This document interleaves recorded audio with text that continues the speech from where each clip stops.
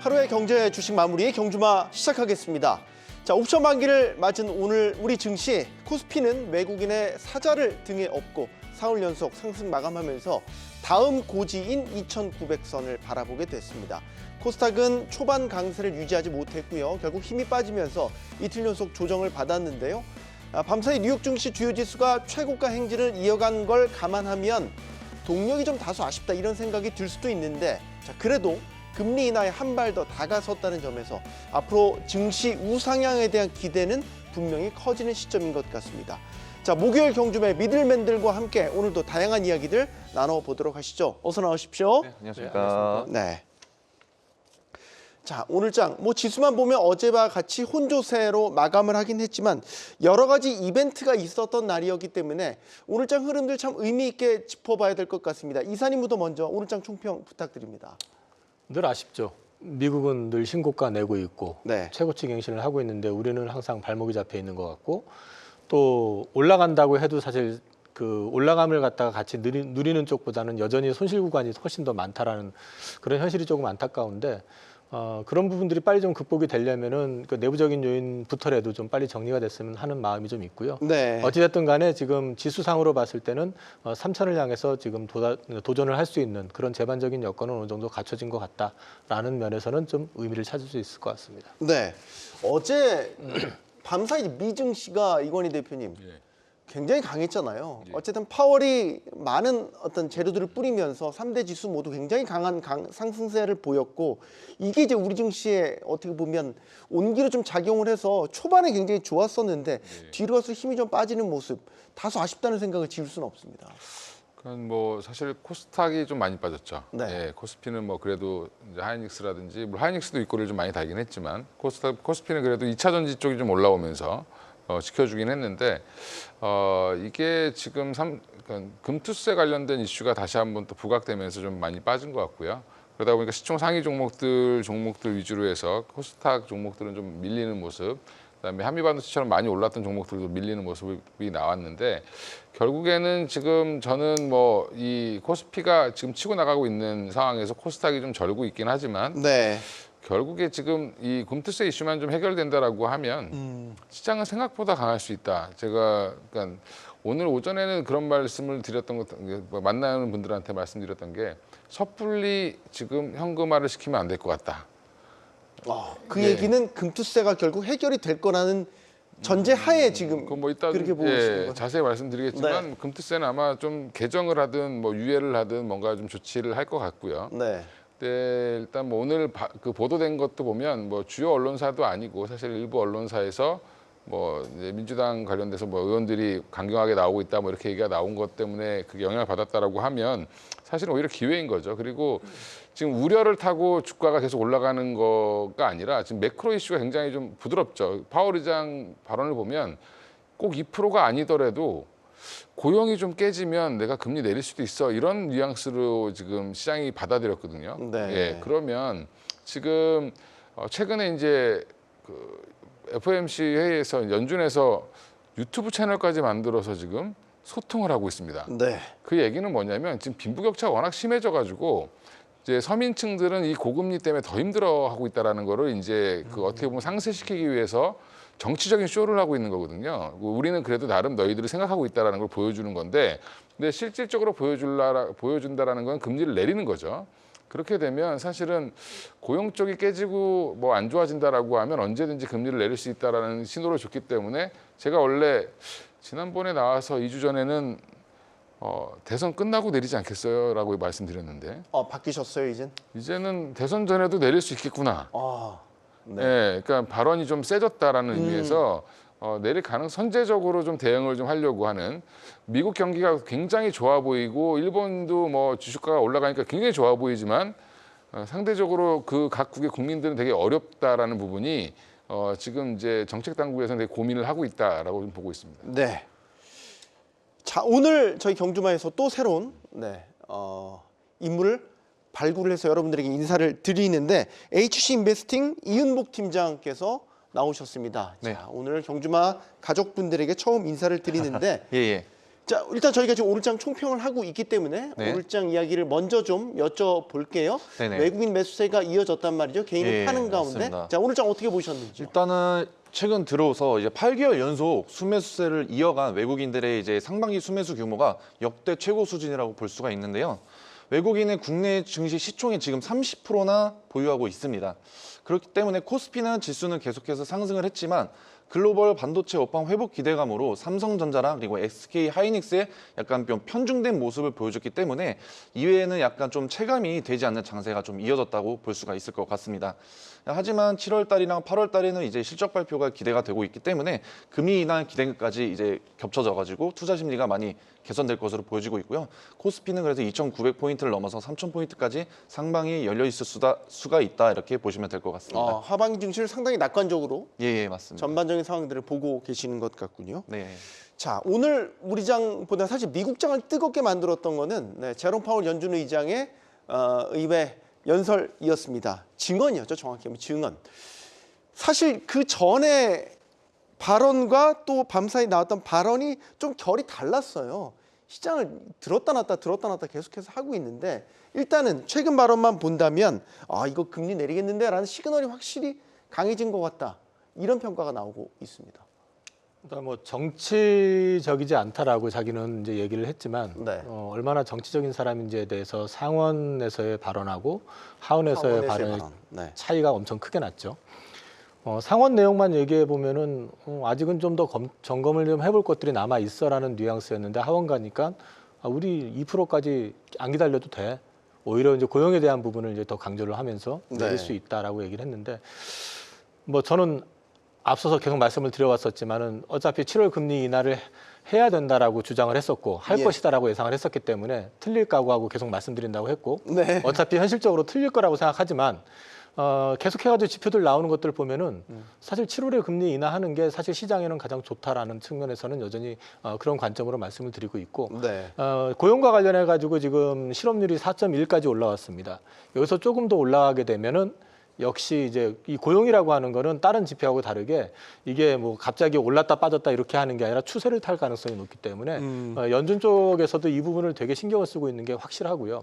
그다음에 non-farm 지수 같은 경우도 보면은 인원이 예상보다 뭐 많이 이제 예상보다는 좀 높게 나왔다 이런 얘기를 하지만 지난달 거는 또 확실히 27만 명에서 20만 명대 초반으로 또 떨어져서 수정됐고요. 네. 요번에 나온 것도 예상보다는 높았지만은 결국에는 이민자 수라든지 이런 것들을 감안을 해서 보면은 최소 22만에서 23만은 돼야지만이 유지가 되는 정도 수준이 될 것이다라는 전망들을 놓고 봤을 때는 향후 추이를 놓고 봤을 때 또 정부 고용이라는 것의 비중 자체가 계속해가지고 여전히 큰 비중을 차지하고 있기 때문에 이런 것들은 자연스럽게 실업률이 생각보다 빨리 올라갈 가능성도 지금 배제할 수는 없다. 이런 부분들을 놓고 봤을 때는 결국에는 금리 인하는 빨리 하는 게 정상이 아니겠느냐. 그리고 그게 경기가 꺾여서 문제가 돼서가 아니라 다분히 좀 선제적이어야 된다라는 취지로 말씀을 드렸었던 거고요. 네. 근데 지금 뭐 연준 특히 파월 의장의 그 얘기를 종합해서 보게 되면은 늦어도 9월에는 무조건 할 것 같다. 현재 취지는 그렇게 잡혀 있는 것 같습니다. 그래서 뭐 그런 방향으로는 결국 가지 않겠나 보고 있습니다. 네. 이게 이제 우리 투자하는 사람들의 어떤 확증 편향이 아니길 바라는 이런 관점에서 본다면 확실히 파월의 온도가 달라졌다. 이게 파월이 정확히 2%에 완전히 도달할 때까지 금리 인하를 기다릴 필요는 없다. 이 얘기가 사실 작년 말에 마지막 FOMC 기자회견에서 했던 뉘앙스랑 비슷하거든요. 네, 맞습니다. 그때 시장 뭐 아주 환호했지 않습니까? 근데 지금 이게 지금 몇 개월이죠? 거의 반년 만에 다시 이 얘기를 좀 꺼냈단 말이죠. 네. 그럼 이제 정말 다 왔구나 이런 생각을 하지 않을 수가 없어요. 또 바뀌지 않는다면 말이죠. 그 이제 그런 거죠. 2%라는 게 2.0인지 2.1인지 2.5인지 2.8인지 그게 애매한 거죠, 지금 사실은. 그렇죠. 예, 그러면 이게 적당히 한 2.0이 아니더라도 한 2.한 4, 5%, 뭐 2.6, 7%까지만 내려오더라도 뭐 고용이 부러지고 뭐 실물 경기가 좀 안 좋아질 것 같으면 내릴 수 있다는 정도 의미로 해석하시는 게 아마 좋지 않을까 생각하고 있고요. 뭐 3%가 넘어가는데 이걸 하기에는 조금 어려울 수는 있을 것 같습니다. 근데 뭐 일단은 수치를 보고 할 것 같고, 근데 지금 상황에서는 시장에 다시 희망을 주는 모습을 줬기 때문에 뭐 지금 시장이 원하는 거는 그리고 미국 정부가 원하는 거는 사실은 최근에 이제 재무부 장관이 옐런이 네, 제닛 옐런 제닛 옐런이 원래 연준하셨던 의장하셨던 분이잖아요. 위장했었죠. 네. 그분이 지금 계속 얘기하는 게 오히려 미국의 금리를 내려야 미국 집값이 내려갈 수 있다. 이런 얘기를 지금 자꾸 하고 있습니다. 그 네. 얘기는 그게 지금 주택이라든지 임대료라든지 이런 게 안 내려가는 이유 자체가 집값이 비싸졌기 때문에 그런 건데 비싼 이유가 오히려 거꾸로 예전에 너무 싼 금리로 받아놨던 개인들이 집을 교체하는 수요가 없다라는 거죠. 네. 네. 비싸니까 정체돼 있다라는. 그렇죠. 활발하게 이제 사고 팔고가 이루어지지 그러니까 예전에 않고. 뭐 1% 2%대 모기지를 받았는데 네. 지금 갈아탈 집을 바꾸려고 해보니 6% 7% 막 하니까 사실은 못 바꾼다는 거죠. 그러면 이런 부분들 때문에 오히려 금리가 떨어져야지 집값이 오히려 집이 거래가 되면서 오히려 좀 좋아질 수 있다. 집값이 떨어질 수 있다라고 보는 거예요. 그러니까 되게 역으로 생각하면 되게 웃긴 얘기긴 하지만 네. 자넷 옐런이 그렇게 얘기했다라는 건 사실 근거가 있는 거죠. 그러니까 그리고 정부 입장에서도 미국에 지금 채권을 엄청 발행하고 있는데 금리가 좀 떨어져야지 사실은 좀 부담이 좀 덜한 거고 네. 이런 부분들을 봤을 때는 정치적인 영향을 안 받는다고 하지만 받을 수밖에 없는 입장에서는 뭐 우리나라 뭐 한은 총재도 마찬가지로 정치적 영향을 안 받으신다고 하지만 안 받을 수가 없죠. 사실은 임명권자가 대통령인데. 네. 예, 그러면 결국에는 지금은 그런 영향을 좀 받으면서 서비스를 좀 해준 게 아닌가. 가능성을 좀 열어두면서. 예, 그래서 제가 볼 때는 이 이상 강하게 얘기할 수는 없었다라고 보고 있습니다. 예. 얼마나 시장이 금리 인하를 기다리는지는 사실 해외 어젯밤 3대 지수가 1% 이상 강세를 보인 걸 보면 네. 대번에 알 수 있고 특히 네. 이제 약간 지지부진했던 M7도 다시 상승 가동을 지금 하기 시작했단 말이죠. 예. 그러니까 시장의 심리가 이런 데 딱 드러나는 건 아니겠습니까? 네, 맞습니다. 일단 저 어제 아까 말씀하신 것처럼 이제 네. 파월 의장이 인플레이션 2%에 도달하기 전까지 금리 인하를 기다리지 않겠다고 이렇게 구체적으로 발언한 것은 약간 이례적으로 볼 수 있다고 생각이 들고요. 그로 인해서 그러한 금리 인하 기대감 때문에 S&P 500이랑 나스닥은 연일 신고가를 지금 달성해주고 있는 모습을 보여주고 있습니다. 하지만 일단은 M7이랑 그리고 반도체 그리고 2차 전지, 바이오 섹터까지 미국 증시는 강세를 이루어졌었는데요. 특이점으로 봤을 때는 M7 기업들로만 자금이 쏠리지 않았고 S&P 500의 기업의 약 80%가 동반 강세를 보여줬다. 이 점이 좀 특이점으로 보여졌습니다. 일단은 파월 같은 경우도 임기 마지막에 일단 트럼프 대통령의 일기 때부터 이제 파월 의장의 눈치는 저는 안 봤었다고 보고 있거든요. 네. 그래서 트럼프 정부 때 이제 대규모 부양 정책과 그리고 법인세 감세를 위해서 이제 국채가 무한정으로 발행이 됐었는데요. 그로 인해 자연스럽게 채권 가격이 떨어졌고 연준도 이제 경기 과열을 막기 위해서 금리를 인상을 했었던 걸로 보여지고 있습니다. 그럼에도 불구하고 이제 미국 증시가 하락을 하자 이제 트럼프 같은 경우는 이제 파월 의장의 해임까지 시사해서 연준의 독립성을 이제 논란을 불러일으켰다고 저는 보여지고 있습니다. 네. 그래서 이제 명확한 거는 이제 파월 의장은 지금까지 패드워치의 전망을 거스른 적이 없었다고 보여지고 있고 그래서 임기가 보장되어서 독립적으로 활동할 것으로 저는 보여지고 있습니다. 네. 네. 파월이 정치적인 요소를 고려하지 않고 있다. 네. 이 발언을 일부러 한 것 같아요. 그러니까 자기를 둘러싼 여러 의혹들에 대해서 에이 이참에 내가 한번 해명을 해야 되겠다. 작정을 하고 일부러 얘기를 한 것 같은데 그러니까 사실 더더욱 좀 몽글몽글해지는 면도 있는 게 사실 이제 공화당 정권에서 뽑은 연준 의장인데 지금 바이든 민주당 정부에서 계속 하고 있단 말이죠. 그러면 바이든의 재선을 돕기 위해서 이건 음모론입니다, 여러분. 네. 11월 전에 기준금리 인하를 하면서 증시를 한번 뜨겁게 달굴 것이냐? 아니야. 그래도 내가 공화당에서 뽑힌 인물인데 그래서 11월 대선 이후에 뭐 금리 인하를 아주 신중하게 결정할 것이냐 이런 식의 음모론들도 나왔었고 시장에 분명 월가에서도 시각이 있었고 그러기 싫었나 봐요. 파월 의장은 말이죠. 이제 확실히 독립적으로 결정하겠다고 한 거 보니까 믿어도 되겠죠 이제. 그런 말 했다는 것 자체가 저는 독립적이지 않다고 생각을 하거든요. 뭘 해도 씻을 수가 없군요. 그러니까 지금 차라리 진짜 독립적이면은 그런 걸 무시하고 지금 사실 자기 갈 길을 가는 게 정석이지. 네. 상원 가가지고 한 말하고 하원 가서 한 말하고 뉘앙스 자체가 조금 달랐었던 것도 있고요. 하원 같은 경우는 지금 공화당이 지금 사실 다수당이잖아요. 네. 거기 가가지고 오히려 공화당 하원 의원이 질문을 했었잖아요. 9월에 금리 인하하게 될 경우에 11월 대선인데 선거하고 관련해가지고 좀 문제가 되는 거 아니냐. 선거 개입 아니야? 뭐 이런 그런 식의 뉘앙스였- 뉘앙스였잖아요. 네. 그러니까 대놓고 얘기한 거죠, 사실은. 그러니까 어떻게 보면은 사실 파월 의장이 여태까지 행보 자체가 굉장히 중립적이었다라는 생각은 저는 하질 않아요, 사실은. 근데 이제 지금도 마찬가지로 지금 파월 의장의 행보를 놓고 얘기하면은 과연 데이터만 가지고 그동안 한다고 얘기를 했었지만 과연 그래 왔는지에 대해서도 사실 좀 의심스러운 부분도 있고. 다만 지금 환경적으로 봤을 때 저는 한 가지 좀 파월 의장을 믿고 싶은 거 하나는 뭐냐면은 네. 그래도 그분이 얘기했었던 내용들 가운데서 그 고용과 관련된 부분들을 되게 중요시하고 있다라는 얘기를 했었던 그 뉘앙스 자체는 굉장히 중요한 의미가 있다. 결국은 경기 침체에 대한 부분을 갖다가 막고 싶은 거고 이번에 경기가 만약에 꺾여서 침체로 들어갔을 경우에는 자기들도 생각하기 어려운 어떤 또 다른 문제가 지금 파생이 될 가능성이 있다라고 보고 있기 때문에 네. 그 부분에 대한 것까지 맞물려 가지고 지금 일단 판단을 하고 있다고 생각을 하고 있기 때문에 자기 자신의 그 다음 액션을 대비하기 위한 처신을 위한 어떤 하나의 방어책으로서 그런 얘기를 했을 수도 있다라고 저는 보고 있습니다. 우리 시청자님께서 지금 약간 뒤통수를 한 대 때리는 듯한 지금 화두를 던져주셨어요. 금리 인하가 더 무서운 거 아니냐. 금리 인하가 진짜 굿뉴스가 될 수 있냐. 지금 시장이 말이죠. 지금 상황에서. 이거 저희가 한참 얘기하다가 최근에 이 얘기를 안 했었는데 생각해 보니까 실제 금리 인하가 단행이 되면 이게 정말 증시 굿뉴스일까? 약간 닭살도 돋아요 지금. 저만 그런가요? 어떻습니까 이건희 대표님? 정말 굿뉴스가 될까? 정작 우리 현실로 다가왔을 때 말이죠. 지금 이제 배드뉴스가 굿뉴스로 작용하고 있는데 배드뉴스가 배드뉴스가 될 수 있는 걸 걱정하시는 거거든요. 근데 네. 그러니까 경기가 완전 침체 국면에 들어가거나 이제 코로나처럼 이제 그 뭐 피치 못할 사정이 생겨서 경기가 부러지게 된다라고 하면 그때 네. 금리 인하를 한다는 거는 장이 완전 다 부러지고 나서 이루어지겠죠. 네. 근데 지금 금리 인하라는 거는 뭐냐면 연착륙을 위해서 이쯤에서 한번 해야 되는 거 아니야? 이런 얘기거든요.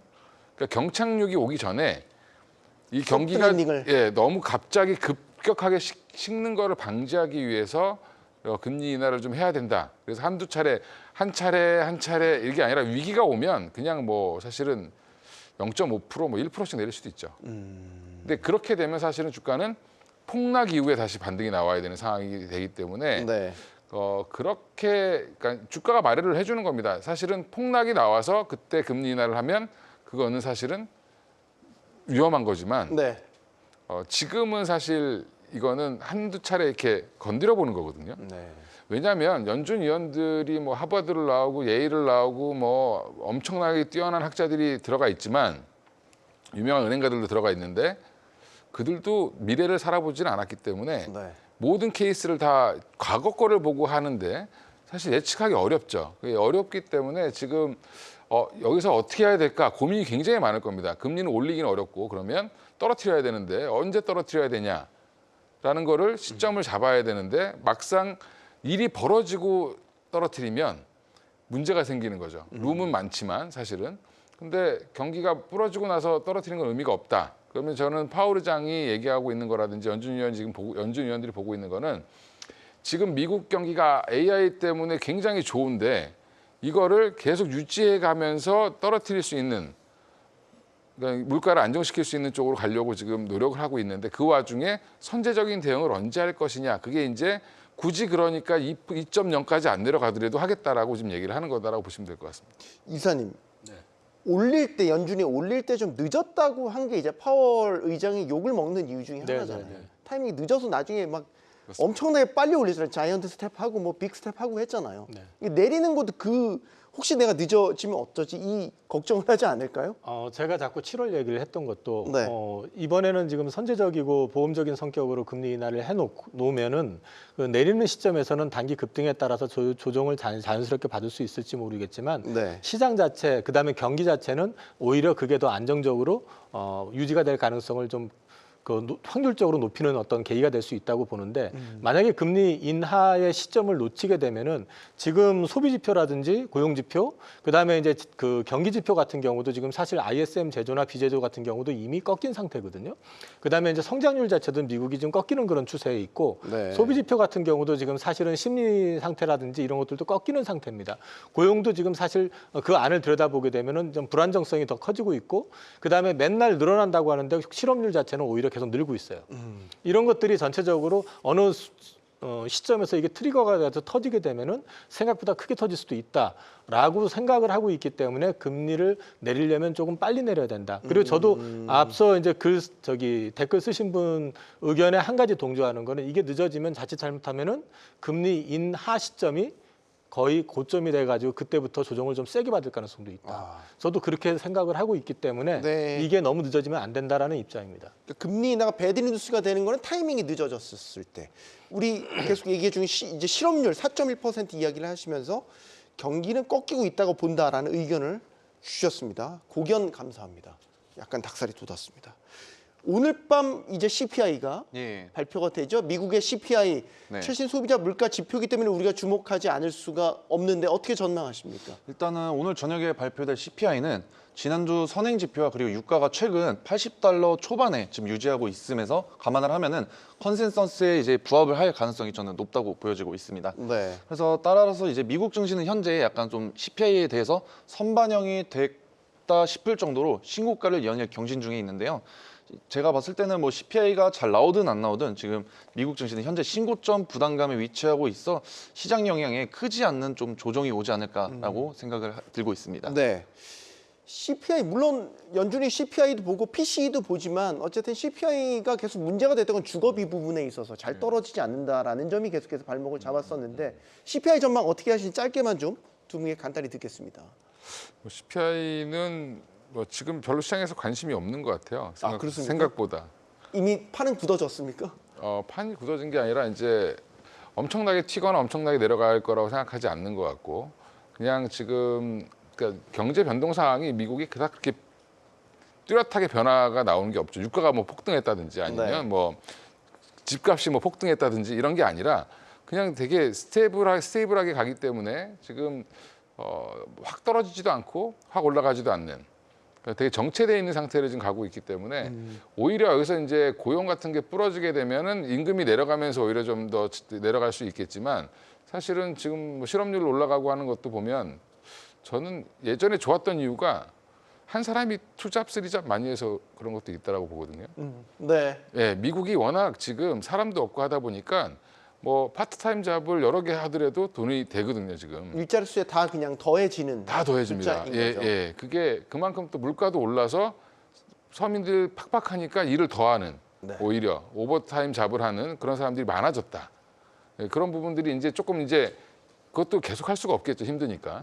예, 그렇게 되면서 점점 이제 다시 또 일자리들이 실업자들이 이제 다시 늘어나는 뭐 이런 모습이 나올 걸로 보고 있기 때문에 CPI는 지금 예전처럼 올 초만 하더라도 CPI 나온다 그러면은 뭐 CPI 발표하는 거를 생중계할 정도로 막 네, 긴장했죠. 예. 근데 지금 아무도 긴장 안 하죠. 네.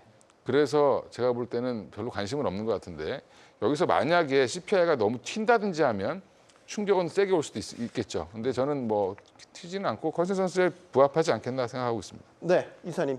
지금 시장 컨센서스가 3.1 정도 나와 있거든요. 네. 그러니까 시장 예상 자체도 뭐 크게 쇼크를 줄 만한 이슈는 아닌 것 같고, 그 다음에 지금 지난번에 PC가 2.6이 나왔는데 코어가 2.6 나왔을 때 그때 많이 빠졌었던 이유 중에 하나가 그 자동차 보험료가 이제 더 이상 YOY로 크게 올라가질 않는. 왜냐하면 그동안 사고가 많이 났었거든요. 네. 그래가지고 그것도 절정에 달한 상태 피크아웃을 했다는 얘기를 하더라고요. 그렇게 놓고 본다 그러면 지금 현재 환경에서 이 CPI가 어떤 쇼크를 주거나 그럴 가능성은 좀 제한적이다. 그런 것들도 어느 정도 주가에는 좀 반영이 돼 있을 수도 있다. 그렇게 보고 있기 때문에 사실 이런 것들보다는 앞으로 이제 나올 경제 지표들 가운데서 추가적으로 금리 인하를 지표에 의해 가지고 갑자기 저도 이제 7월을 얘기했었지만 갑자기 7월에 안 하면 안 돼 이런 상황이 또 발생하지만 않는다면은 증시 자체가 크게 충격받을 것 같지는 않습니다. 네. 자, 오늘 밤 한번 CPI 발표를 지켜보도록 하시죠. 자, 오늘장 특징들을 보면은 코스닥 같은 경우는 물론 하락을 하긴 했지만 장 초반은 강세였습니다. 그런데 갑자기 빠지기 시작했단 말이죠. 그래서 왜 그러지 이유를 찾아봤더니 금투세 이슈가 또 불거지면서 이게 좀 투심에 좀 악재로 작용한 것 같다라는 분석이 지금 나오고 있어서 금투세 이야기 간단하게 해보겠습니다. 요즘에 뭐 시중에서 이제 사람들 만나면은 금투세 이야기들 많이 하실 것 같아서 예. 연말로 갈수록 금투세에 대한 우려는 지금 커지고 있는 것 같은데 실제 현장에서 보는 느낌 분위기는 어떻습니까? 일단은 금투세 같은 경우는 최근에 이제 얘기가 굉장히 많이 나오고 있는데요. 첫 번째로 일단은 일단 이재명 전 대표가 이제 금투세를 이제 조금 약간 유예한다 이런 식으로 좀 뉴스들이 나왔죠. 그래서 먼저 만약에 금투세를 시행하게 된다면 1,400만 투자자들이 이제 원망이 좀 두렵기도 할 것이고 그리고 지지율에 큰 피해를 좀 입을 것으로 판단해서 다행히도 좀 폐지는 아니지만 내년 1월에 시행은 조금 넘어가지 않을까라고 생각이 드는데 가장 큰 이유로 보자고 하면은 또 시스템 구축도 지금 어려움이 겪고 있는 걸로 보여지고 있습니다. 네. 그래서 금투세 도입을 이제 유예한 2년간 기재부에서 세부 기준안을 마련하지 않는 등 손을 아예 놓고 있었습니다. 실제로 정책이 시행이 될지 아니면 불확실한 상황 속에서 많은 변수가 있기 때문에 곧바로 또 시스템을 갖추기는 좀 어렵다고 보여지고 있기 때문에 네. 저는 제가 봤을 때는 조금 연기가 되지 않을까라고 보여지고 있습니다. 그러니까 이재명 민주당 대표가 사실 금투세와 관련해서 이제 유예 필요성을 이제 언급을 했었고 이게 오늘 또 다른 뉴스가 이제 불거진 거는 민주당 이제 기재위 소속 의원들이 내년 예정대로 시행에 대해서 뭐 원칙적으로 합의를 했다 뭐 이런 식의 보도가 나오면서 이게 또 반대 양상을 그러니까 냉온탕을 지금 왔다 갔다 하고 그러니까 금투세에 얼마나 우리 투자자들이 민감하게 생각하시는지 이게 하루 사이에 판별을 할 수 있는 것 아니겠습니까?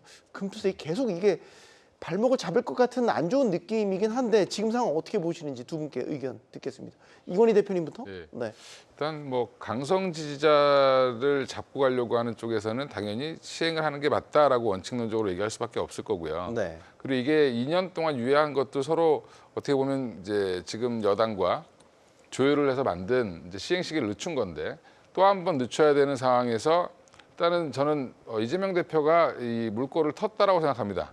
그러니까 이 유예를 하겠다라고 지금 얘기를 했고 그다음에 약간의 검토를 다시 해봐야 된다라고 얘기를 했는데 그러면 의원들 입장에서 그러면 네 무조건 이 대표님 말이 맞습니다라고 얘기하면 되게 웃기겠죠.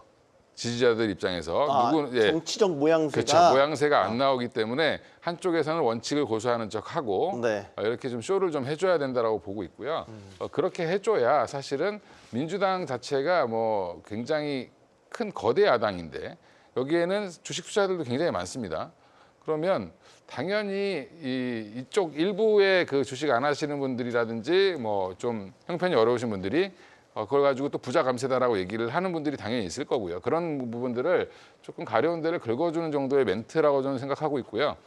지금 당대표가 이제 차기 당대표가 될 걸로 예정이 되어 있는 분이 그렇게 얘기를 했다라는 거는 그쪽으로 가겠다라는 거를 그냥 공식적으로 선언했다라고 보는 게 맞다. 지금은 이재명 대표의 힘이 세기 때문에 민주당 내에서 파워는 뭐 1인자이기 때문에 사실은 그쪽으로 몰고 갈 가능성이 높다라고 보고 있습니다. 네.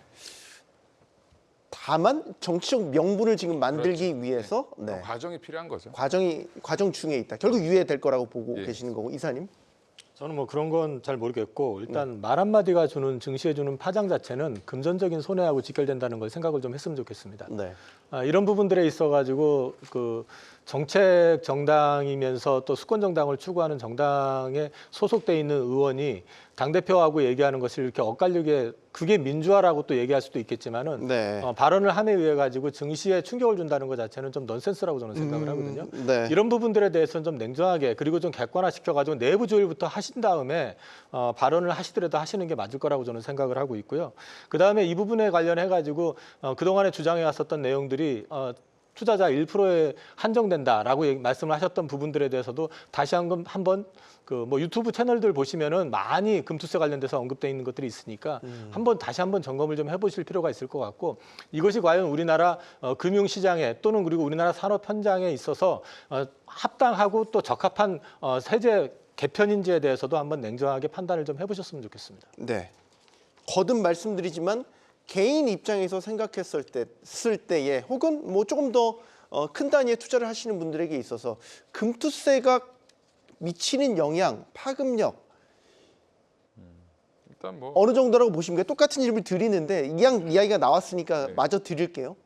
일단 그런 거죠. 지금 뭐 5천만 원 이상 누가 개인이 버는 사람이 몇 명 있느냐. 민주당의 이야기는 그렇게 이야기를 하고 근데 있죠. 물론 이제 명수로 따지면 몇 명 안 될 수 있는데 그런 분들이 생각보다 많을 수 있습니다. 지금 5천만 원이 사실은 굉장히 큰 돈 같지만 물론 큰 돈이긴 하죠. 예, 큰 돈이긴 한데 지금 5천만 원으로 사실 좋은 차, 제대로 된 차, 중형차 한 대도 못 삽니다. 그렇죠. 많이 예. 책값도 비싸졌으니까. 책값도 많이 비싸졌습니다. 네. 반값 전기차가 나오면 모르겠지만. 예, 그렇게 보면 사실은 금액도 이게 또 한 만들어진 지 꽤 된 법이 꽤 시행을 늦추긴 했지만 만들어진 건 합의된 건 꽤 오래 전에 합의가 됐고요. 또 하나가 지금 그 사이에 주식 투자자들도 굉장히 많이 늘었고요. 개인들이 지금 생각보다 투자를 많이 하고 있습니다. 제 주변만 보더라도 뭐 일단 뭐 40대 넘어가신 분들은 주식 투자 굉장히 많이 하시기 때문에 더 예민할 수밖에 없고, 물론 이제 일부 뭐 엄청나게 이제 뭐 그 몇백억씩 뭐 몇십억씩 투자하시는 분들도 꽤 있겠지만 뭐 그분들을 위해서라기보다는 전반적으로 지금 이게 되려면 뭐 거래세부터 시작해서 뭔가 이게 베네핏이 또 있어야 될 거라고 좀 보는데, 단순히 그냥 뭐 주식하는 사람들은 불로소득을 버니까 뭐 세금을 더 내, 이런 개념으로 지금 접근된다는 거는 좀 잘못됐다. 그러니까 아예 좀 근본적으로 이 법을 만들더라도 뭐 미국처럼 세금을 받더라도 뭐 다른 여러 이제 베네핏을 좀 주는 그런 과정이 좀 필요하지 않겠나. 그래서 저는 아예 전면적으로 법을 새로 논의를 해야 된다라고 네. 보고 있습니다. 이사님께도 짧게만 듣겠습니다. 5천만 원 말씀을 하셨는데 5천만 원이 문제가 아니고요. 그 예를 들어 가지고 해외 주식 투자하신 분들 같은 경우도 250만 원을 초과하는 금액에 대해서는 금투세 적용 대상이 되고요. 채권 투자자들 같은 경우도 마찬가지로 250만 원을 초과하는 부분에 대해서는 금투세 대상이 되고요. 하다못해 자녀들한테 그 공모주 투자를 해가지고 그 투자에서 산 그 차익이 한 100만 원이 넘어간다든지, 또는 자녀들한테 계좌를 개설해 놨는데 그 부분에서 이제 차익이 100만 원이 넘어갔을 경우에는 연말정산할 때 그 세액공제 대상에서도 빠집니다. 그러니까 사실상 이 부분에 대해서도 생각을 해보셨는지도 검토를 좀 해보실 필요가 있다는 말씀을 좀 드리고 싶고, 네. 그다음에 이게 금융시장, 특히 증권시장 같은 경우는 자본시장 육성화에 있어서 굉장히 중요한 자리를 하고 있고요. 이 부분을 통해 가지고 많은 기업들이 성장을 해왔고, 그다음에 우리나라의 글로벌 기업화를 만드는데 굉장히 중요한 역할을 해왔었습니다. 그런데 이 부분에서 우리나라 증시가 지금 과연 거버넌스 문제라든지 소액주주 보호 문제라든지 이런 부분에 있어서 얼마만큼 선진 증시에 비추어 봤을 때 제대로 지금 그 기능을 갖춰가고 있는지에 대해서도 생각을 좀 해볼 필요가 있다. 그런 것도 갖춰놓지 않은 상황에서 미국 시장이랑 비교를 해가지고 미국도 하고 있기 때문에 우리도 해야 된다. 같은 논리로 적용을 해서 들어간다 그러면 한국 증시에 투자할 유인이 그만큼 줄어들 수밖에 없다라는 말씀을 드리게 되고, 네. 그게 금융시장 위축으로 가져가게 될 것이고, 그렇게 되면은 그게 산업자본을 육성하는데도 커다란 문제가 될 수도 있다. 전반적인 큰 그림을 가지고 다시 한번 이 세제에 대해서는 점검을 좀 해보실 필요가 있지 않을까 싶습니다. 네. 이 금투세와 관련해서는 저희가 뭐 많이 다뤄봤지만 좀 싫어하시나 봐요. 금투세 이야기 그만하자고 하세요. 피로감도 좀 있으신 것 같아요. 네, 그만하겠습니다. 조금 무거운 얘기를 이제 차치하고요. 오늘 장의 특징주들을 몇 가지 짚어보려고 하는데 2차 전지부터 이야기를 한번 해보도록 하겠습니다. 2차 전지 전반이 오늘 아주 막 뜨겁진 않았는데 그래도 눈에 띄는 흐름들이 있어서 2차 전지에 대한 이야기 이사님께 먼저 질문드리겠습니다. 일단 최근에 2차 전지 흐름을 보면은 연초에는 좀 상대적으로 좀 범위가 좀 작은, 시가총액도 상대적으로 좀 작고, 그 다음에 이제 섹터의 어떤 규모도 상대적으로 작은 쪽이 시장에서 주목을 받았었다 그러면, 네. 이달 들어서 이제 흐름이 조금 바뀐 거는 그동안 좀 버림받았었던 섹터가 비어 있었던 좀 덩치 큰 주식들, 구체적으로 말씀드리면 양극재라든지 뭐 리튬 관련된 쪽이라든지 이런 대형주들이 바닥에서 좀 움직이는 그림이 좀 나왔습니다. 그 이유는 일단 첫 번째는 빈집 효과고요. 네. 그다음에 이제 최근에 나왔던 이슈들이 2차 전지가 바닥을 확인하는 거 아니야라는 기대감을 갖게 하는 이른바 내러티브 장세를 좀 만들어 나가는 거 아니냐. 단적으로 말씀을 좀 몇 가지 드리면은 르노로부터 LFP 배터리를 갖다가 LG 에너지 솔루션에서 수주를 한 게 있었습니다. 한 규모가 5조 원 정도 된다고 하는데 네. 그 의미가 뭐냐면은 첫 번째는 LFP 배터리라는 거고요. LFP 배터리로 전기차 셀로 납품을 하게 된 첫 번째 케이스고, 그 그렇죠. 시장은 전부 중국 업체들이 갖고 있었던 거고요. 네. 이 방식 자체가 또 셀투팩 방식입니다. 이 셀투팩 방식 같은 경우는 중국에서 개발했다고 하는 새로운 신기술의 영역에 들어가는 건데, 이 부분을 갖다가 이쪽에서 적용을 했었다는 거는 그것도 의미가 있는 거고, 두 번째 말씀을 드릴 수 있는 거는 폭스바겐 쪽으로 납품을 예정했었던 그 노스볼트 향이 SDI로 넘어왔습니다. 네. 근데 그 이유는 수율 문제였었습니다. 그럼 유럽에 있는 배터리 셀 업체들의 수율 잡는 문제가 생각보다 쉽지 않구나라는 걸 또 객관화시켜서 확인할 수 있었던 내용이다. 그리고 ESS 관련돼 가지고 SDI가 저기 미국에서 수주한 게 있었거든요. 근데 이제 이 부분 같은 경우는 특히 미국이 27년부터 중국산 배터리, 특히 ESS양 배터리에 대해서 이제 관세를 부과하면서 미국 시장에서 퇴출을 시키려고 하는데 네. 그것과 관련돼 있는 준비라든지 포텐셜에 대한 부분들을 갖다 객관화시켜서 확인할 수 있었던 이슈들이 한 3가지 정도 크게 부각이 됐었던 측면이 있고요. 예. 그다음에 이제 연말 지나고 내년 가면서부터 이제 광물 관련해 가지고 이제 IRA 또 이제 그 보조금이라든지 이런 적용을 좀 FEOC 규정을 이제 적용받게 되거든요. 네. 관련해서 지금 최근에 보면은 그 탄산리튬 가격도 지금 그 중국산하고 그다음에 이제 북미산하고 가격이 좀 차이가 좀 발생하기 시작했고 네. 최근에 엘보말 주가가 급등락을 좀 반복을 하고 있습니다. 저점에서 이런 것들이 어느 정도 저점 확인에 대한 기대감 여기에 빈집 효과 이런 것들이 같이 맞물려 가지고 네. 오늘 같은 경우는 내일 이제 포스코 그룹에서 그 밸류업 데이라고 해가지고 모 증권사 주체로 해가지고 또 기관 투자자 대상으로 IR을 하는데 네. 아마도 그 자사주 소각 관련된 기대감 네. 이런 것들도 좀 맞물려 가지고 주가가 움직였던 것 같습니다. 역시 지금 시점을 보면 2차 전지를 바라보는 시점은 바닥을 언제 확인할 수 있겠냐 이제 이런 심리들이 강한 것 같아요. 네. 우리 팀장님은 2차 전지 좀 어떻게 보세요? 일단은 최근 시장에 이제 미국 증시를 좀 예를 들어보자면은 네. 테슬라가 10일 연속 지금 상승세를 이어가고 있습니다. 그래서 네. 올해 하반기에 떨어졌던 거 낙폭을 지금 다 메꿨고 오히려 상승 추세로 전환이 됐다.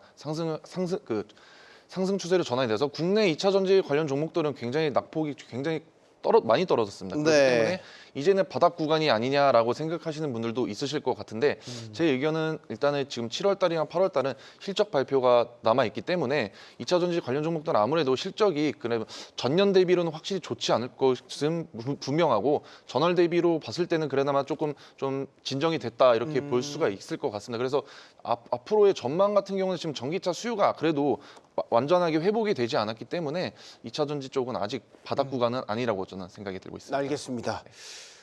밤사이 프랑스 파리에서는요 삼성전자가 새 폴더블 폰 시리즈와 함께 뭐 반지, 스마트워치, 대대적인 신제품 언팩 행사를 벌였습니다. 특히 이제 주목이 가는 거는 아무래도 이제 휴대폰 G 플립, G 폴드 시리즈가 되겠고요. 또 하나 새로운 폼팩터로 주목받고 있는 이 갤럭시 링에 대한 부분인데 일단은 흥행, 관심을 끄는 데는 분명히 성공을 한 것 같습니다. 이건희 대표님, 네. 새로운 모멘텀이 될 수 있다고 보십니까?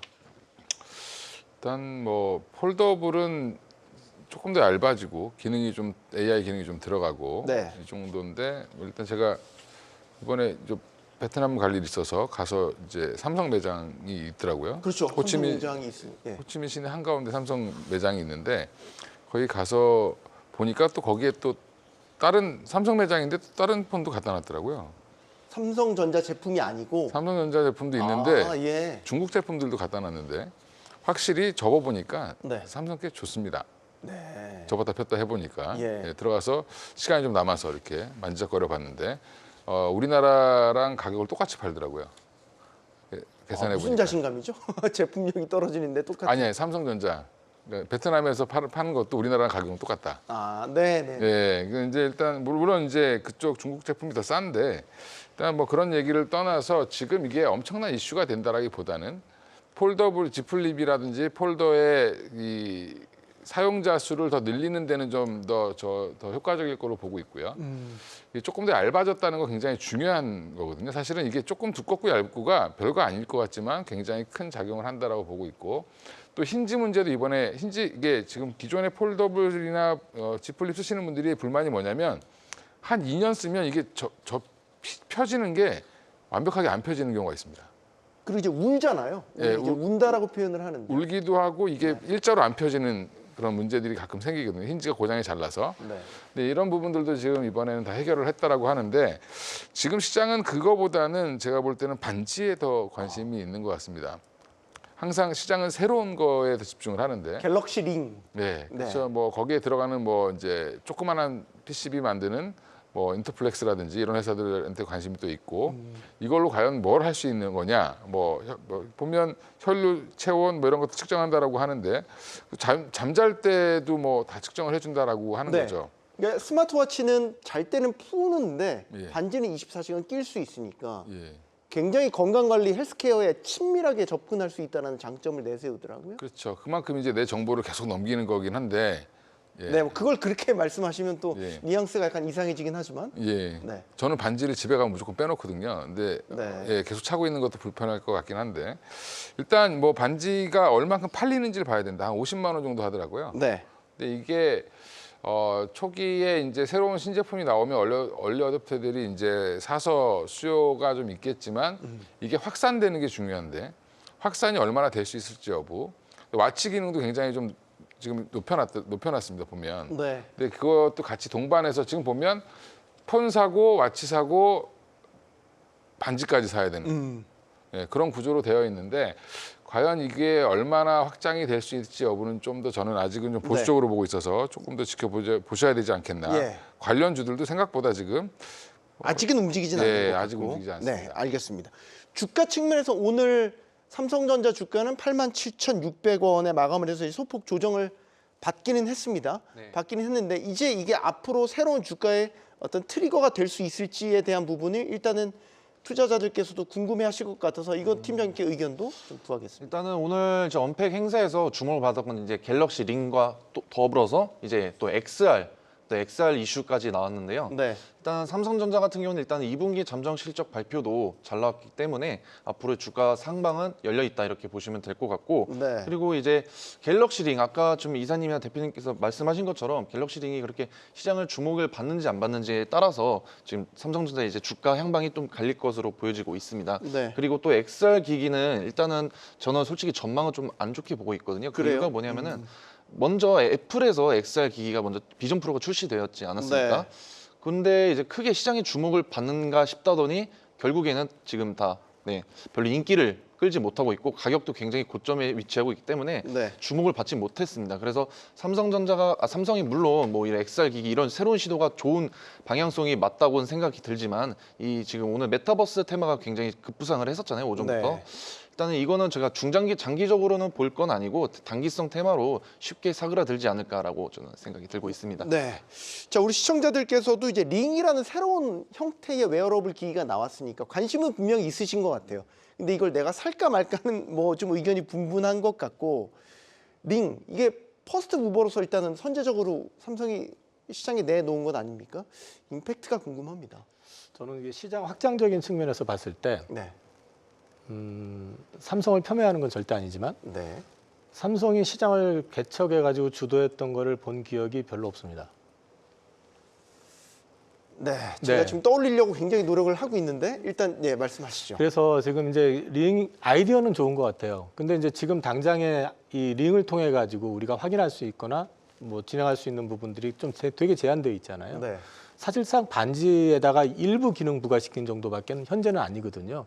이게 어느 정도까지 확장이 돼서 이 기능을 갖다가 좀 멀티플화 시킬 수 있는지 그런 부분들이 향후에 변수가 될 수 있을 것 같은데 그 시장이 확산이 되려고 그러면 결국에는 또 다른 플레이어가 진입을 해가지고 경쟁을 통해 가지고 이 시장을 확장을 시켜야 될 것이고 네. 그 시장의 경쟁은 결국 또 애플이 될 가능성이 높다라고 저는 보고 있습니다. 그래서 네. 결국 가가지고 삼성 혼자서는 그 시장의 생태계를 구성하는 것도 그렇게 쉽지는 않을 것 같다. 맞수긴 한데 서로 또 도와야 되는 면도 분명히 있는 것 같고 삼성전자가 XR 기기 아까 우리 팀장님도 말씀 주셨지만 XR 기기 시장에 출사표를 던졌어요. 이건 이제 애플이 먼저 비전 프로를 내놨고 삼성이 거기 같이 뛰어들면서 시장을 한번 파일을 키워보자라는 뜻도 될 것 같은데 삼성이 XR에 뛰어든다. 어떻게 보십니까?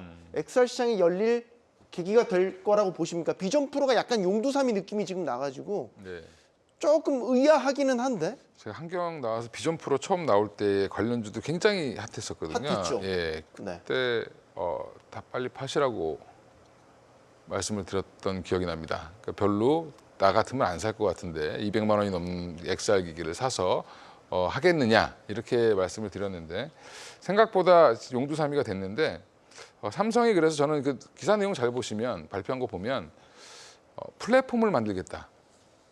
그러니까 비전 프로 실패한 거를 모르지 않죠 지금 네. 삼성도. 그러면 우리가 XR 기기를 하겠다고 그냥 XR 기기 만들 게가 아니라 내가 이거 플랫폼 한번 만들어 볼게. 그리고 나서 XR 기기를 출시할 거야. 같이 이제 이걸 동반해서 하겠다라고 지금 얘기를 하고 있거든요. 그러면 이제 플랫폼을 얼마나 잘 만드느냐가 굉장히 중요할 텐데 XR 기기가 꼭 필요한 사람들이 꼭 들어올 수 있는 플랫폼을 만들어서 XR 기기를 만든다라고 하면 저가에 만든다라고 하면 보급형으로 만든다라고 하면 오히려 성공할 수도 있죠. 근데 이제 뭐 이 방송 전에 이사님이랑도 얘기를 나눴지만 이 플랫폼을 만들어 본 기억이 없는 삼성전자가 이걸 잘 해낼 수 있을까라는 거에 대해서 항상 시장은 의구심을 갖고 있다라는 부분이 조금 걱정이 되긴 합니다. 그래서 저는 응원하는 입장에서 네. 제발 좀 플랫폼을 잘 만들어서 XR 기기는 애플보다 우리가 삼성전자가 먼저 치고 나갔으면 좋겠다. 여기에서 근본적인 의문은 비전 프로에 대해서 지금 실패했다고 단정 지을 수 있을까요? 뭐 이제 초기 시장이니까 아직 그걸 단정하기는 좀 어렵고요. 네. 저는 이제 삼성이 여기에 이제 뛰어든 것 자체는 캡티브 마켓을 수호하기 위한, 방어하기 위한 전략의 일환이다. 일단 저는 그렇게 그 정도 선에서 이해를 하고 있고 네. 앞서 이 대표님 말씀하셨지만은 그 내용 읽어보시면은 당장에 뭘 출시하고 뭘 구체화시키겠다는 게 아니라 말 그대로 생태계 조성이라는 얘기는 뭐 생태계 조성에 대해서도 사실 그런 노하우를 갖고 있지 않은 상황이기 때문에 그 시장에 일단 그 시장이 커졌을 때를 대비해 가지고 우리도 거기와 관련되어 있는 상품을 좀 갖춰놓고 있겠다라는 그런 어떤 전략의 일환이 아닐까 싶습니다. XR을 플랫폼이라는 관점에서 접근해 본다면 손대야 될 게 한두 가지가 아니잖아요. 그렇죠. 디바이스부터 소프트웨어까지, 그다음에 각종 뭐 서비스, 소비자들이 최종 쓰는 뭐 예를 들면 구독제 요금이 될 수도 있는 거고 만들어질 게 굉장히 많이 있고 이게 잘만 안착이 된다면 굉장히 큰 산업이 되는 거 아닌가요? 그렇죠. 굉장히 큰 산업이 될 수 있고 관련 기업의 확장성도 굉장히 커지겠죠. 그리고 우리 관련된 지금 오늘 메타버스 관련된 종목들 보면 재무제표 보면 아주 그냥 처참합니다. 예, 근데 그런 회사들이 조금 돈을 벌 수 있는 기회도 더 만들어질 수 있고 네. 그런 부분에서는 이 생태계를 제발 좀 잘 만드셔가지고 사람들이 하고 싶게 만들어서 그런 기업들도 같이 좀 동반 성장하는 좀 시장이 됐으면 좋겠다. 네. 바람으로 아직은 좀 확인을 투자자 입장은 조금 좀 보수적으로 보시는 게 맞을 것 같습니다. 판단을 아직은 유보하고 시장이 움직이는 걸 좀 바라보자라고 정리를 해보겠습니다. 이은복 팀장님, 네. 마지막으로요. 네. 오늘 처음 나오셨으니까 네. 하반기 유망 섹터, 그다음에 네. 하반기 투자 포인트 어떻게 잡고 계시는지 짧게만 말씀 부탁드립니다. 일단은 5월 달이랑 6월 달 수출 데이터만 확인하시더라도 이제 반도체가 굉장히 역대급 실적을 기록을 했습니다. 수출 기록을 했고 그리고 이제 자동차 쪽도 섹터 집중해 보시면 좋을 것 같습니다. 그리고 요즘 최근 들어서 이제 K 뷰티랑 그다음에 K 푸드 굉장히 수출이 굉장히 호조세를 이루고 있기 때문에 지금 이제 실적이 얼마 남지 않은 가운데 이 반도체랑 자동차 그리고 뭐 K 푸드 식용유 그다음에 화장품까지 다시 한번 재차 주목을 받을 수 있지 않을까라고 저는 생각이 들고요. 아무래도 그리고 지금 이제 미국 빅테크 기업들만 보시더라도 반도체 필라델피아 반도체 지수도 연일 신고가를 지금 경신을 하고 있습니다. 네. 하지만 그럼에도 불구하고 국내 증시에는 크게 영향을 받지 않았는데요. 저는 이제 이번에 실적 발표와 더불어서 반도체 수출 데이터 힘입어 크게 오를 수 있는 섹터지 않나 저는 판단이 되고 있습니다. 알겠습니다. 자, 하반기 경주마의 빅 이벤트 이번 주 내내 계속해서 전해드렸는데요. 이제 여러분을 찾아가는데 바로 임박했습니다. 내일 모레 이제 토요일입니다. 경주마를 방송이 아닌 직접 만나보실 수 있는 기회. 경주마 오프라인 공개 방송, 경제와 증시 최적의 전문가들이 여러분에게 속 시원한 진단과 해법을 제시해드릴 예정이니까요. 많은 기대를 갖고 많이 참여해 주시길 바라겠습니다. 오늘 장도 수고 많으셨습니다. 경주마였습니다.